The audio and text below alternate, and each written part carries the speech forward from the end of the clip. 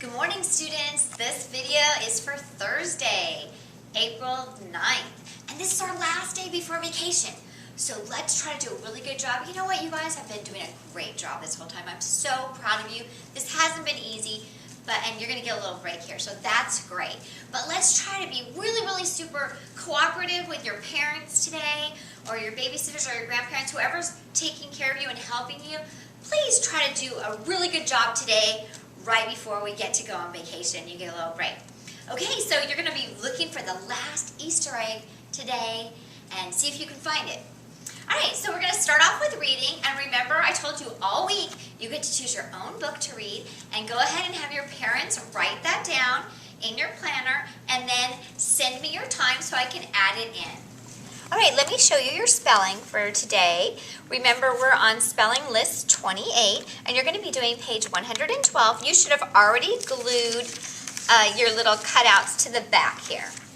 Alright, so you're going to write words that have a UR here, and then URE, and then UR with a consonant and then an E here.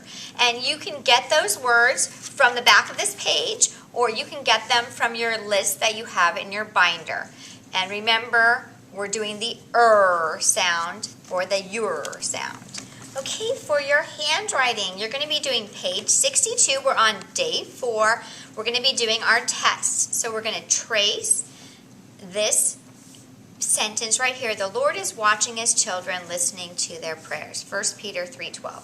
And right now, I hope we're saying a lot of prayers about the situation we're in, and people getting well, and people getting to go back to their regular lives. Because it says that the Lord is listening.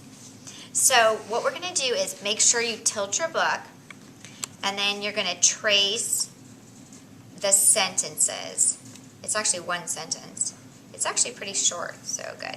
Okay, so do you see how I went a little bit below the line? Try to keep it right between the lines. I'm seeing some very nice cursive, by the way. And then after you trace that, you're going to write it on your paper. Make sure your name is at the bottom in cursive, and then go ahead and write it. I'll show you this. So indent, and you're going to write it here. You're using a pencil, of course. And hopefully this is getting a little bit easier for you. Okay, so you see how it works. Okay, for math, we're going to be doing page 625. We're going to start there, and then we're going to do a total of 4 pages. If you come to Zoom, we go over a lot of this on Zoom, and you get a head start. So let's talk about what we're going to be doing. AM and PM is what we're talking about. And those come from Latin words, which you don't really need to know the Latin words, but it means, AM means after midnight, and PM means after midday. Okay, so you're going to be drawing things you do during the daytime and things you do in the evening or night. The thing that's tricky about AM and PM is it's light during AM and it's light during PM. It's dark during AM and dark during PM. So it's not exactly when it's light, when it's dark, because AM is going to be the time between midnight and noon. But right now, for this point, you're not necessarily doing AM and PM. You're just doing things you do in the day and things you do in the night. Okay, so let's turn the page after you draw a couple of pictures there. So it just tells you what I just said. The hours from midnight until noon are labeled AM. The hours from noon until midnight are labeled PM. 12 p.m. is noon, 12 a.m. is midnight. When I have 12 p.m. or 12 a.m., I usually just say noon or midnight because that makes it clearer for people. So when I go to school, it's 8 a.m. When I read a bedtime story, it's 8 p.m. because that's the evening, and a.m. means the morning. So when you do a.m. and p.m., you're going to be given a time on the clock. For example, this time, it looks like 10 o'clock. And it's 10 o'clock whether it's a.m. or p.m. So you have to decide based on what you're doing, if it's a.m. or p.m., what would be the most logical thing. So if you're going to art class, 10 a.m. would be in the morning, 10 p.m. would be at night. Most of you probably go to bed before 10 p.m. Maybe your parents go to bed at 10 p.m. unless they're night owls. Maybe they go to bed later even. But do you think you would be having art classes late at night when you could go to bed or be asleep? Probably not. So the most logical time to have an art class would be 10 a.m. Okay, going to bed. Would you go to bed at 8:30 a.m.? That would be in the morning, or 8:30 p.m. in the evening. Well, you don't go to bed in the morning. That doesn't really make sense. So a.m. would not work here. It would have to be p.m. So that's what you're going to be working on. Okay? The time I think when it's the most confusing is right after midnight, because you're thinking after midnight, it's still the middle of the night and it's dark and I'm in bed, but it's actually a.m. So like 2:30 a.m. you'd be sleeping in your bed. What might help you is to think of something that you do at 2:30 p.m. At 2:30 p.m. we're usually getting cleaned up to get ready to go home from school. Would you be sleeping in your bed then? No, it can't be p.m. So sometimes if you're not sure, think about what you would be doing at 3:30 a.m. 3:30 a.m., it's after midnight. You probably don't get up till 6 or 7 or 8 o'clock in the a.m., so you'd still be in bed, so you couldn't really go to soccer practice then. Soccer practice is something you do after school, and you know you get out of school around 2:45, 3 o'clock, so you might be able to go to practice at 3:30 because that would be after school. So some of this is going to take some practicing and thinking about what you're doing and what it's going to be like. So that's what we're going to be working on. If you come to the Zoom session, we'll see you there. Okay, now you're going to do your Scholastic, and you get to read about life cycles and talk about life cycles of animals. So in your little Scholastic booklet, you're going to actually do your life cycle. So find your page, and you're going to draw a picture of you when you were a baby, now, and when you're an adult. And you can label it. Baby, child, adult. Now, if you don't remember what you look like when you're a baby, this is the fun part. You can go back and look at some of your baby pictures. You can look in the mirror, draw a self-portrait.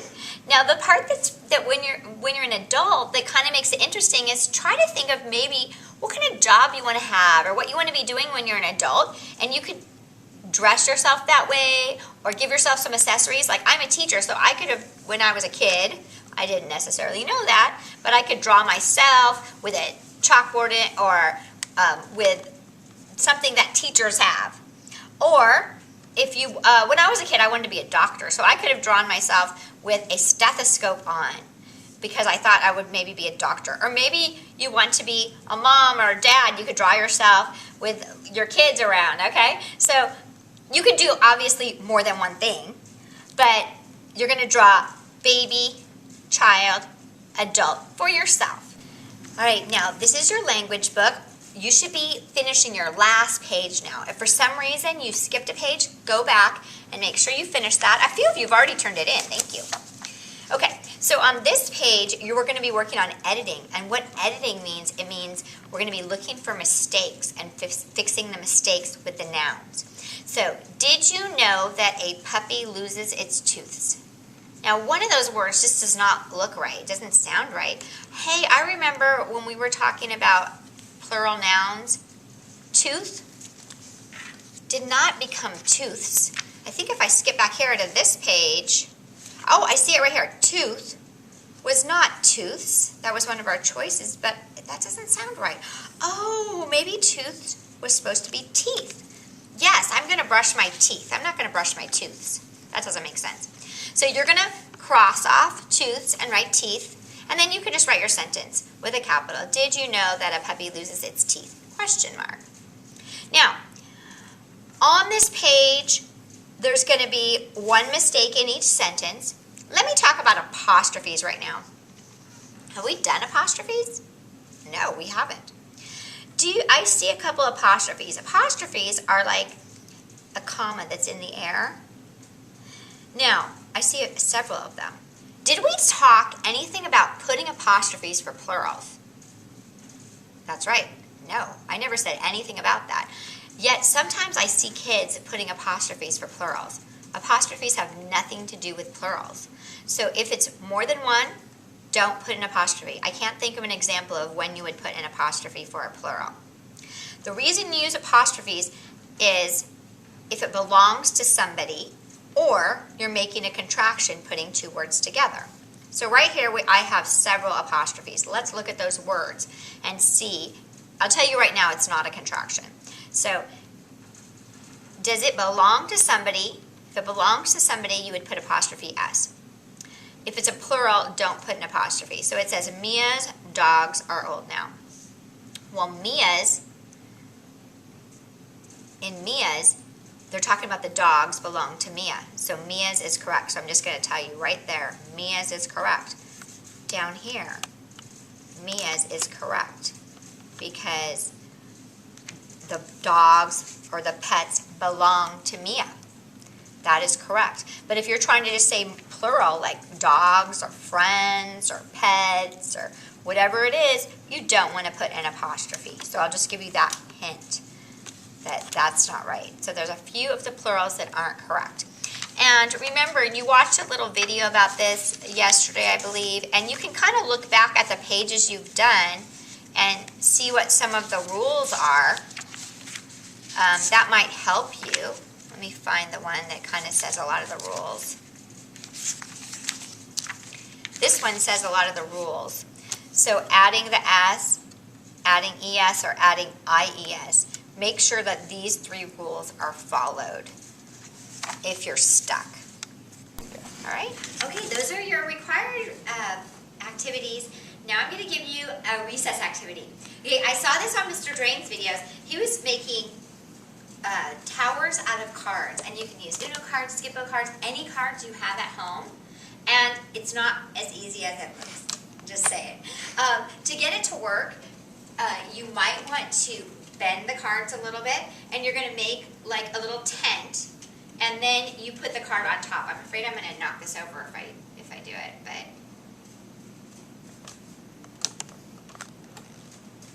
okay, anyway, you can try this and see if you can do it. And I've attached a video of a guy making a huge one.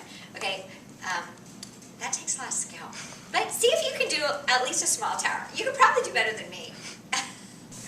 Now, right. Easter is coming, so I'm going to show you a couple of things that you can do when you're off or this weekend, but they might take a little preparation. Before I do that, let's talk about our character quality of the month. It's going to be fairness. So while you're doing these activities and while you're at home for your week off, remember to play by the rules if you're playing a game and to treat people right. Those are the things that we're talking about in fairness. And remember, everything in life is not always fair, but you can always try to be fair in how you treat people, how you treat your parents, how you treat your brothers and sisters, how you treat all the people you come in contact with.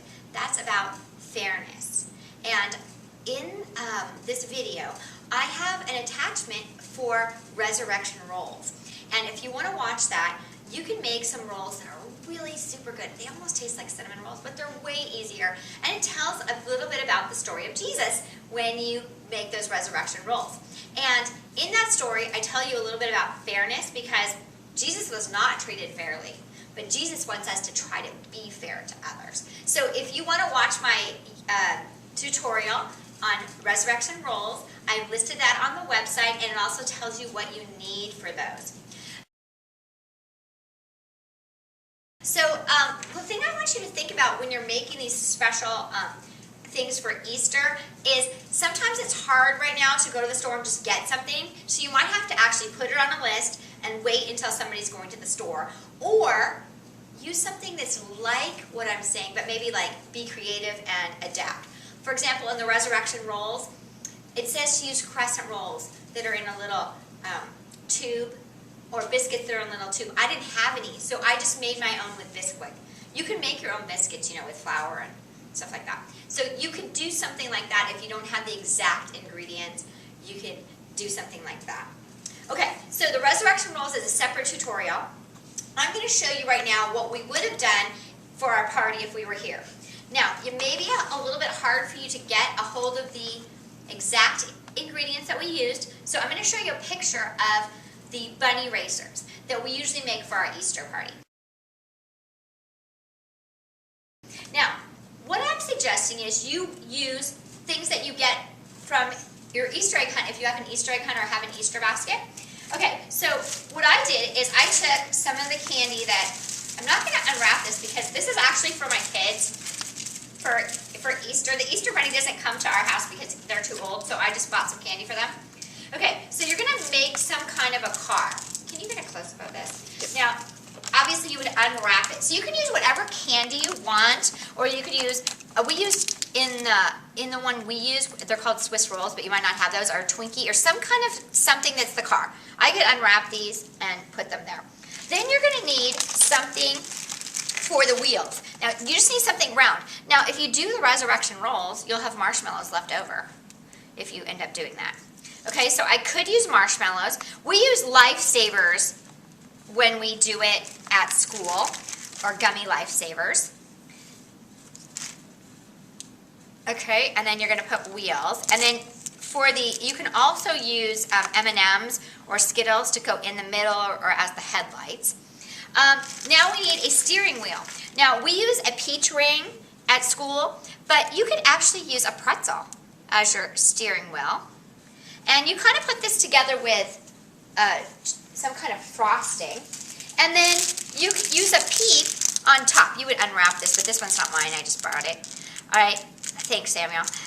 If you haven't eaten the Samuel Peeps, you can put that on top. Or you can use a Peeps bunny that you get in your Easter basket. I was going to show you something with these right here, these airheads.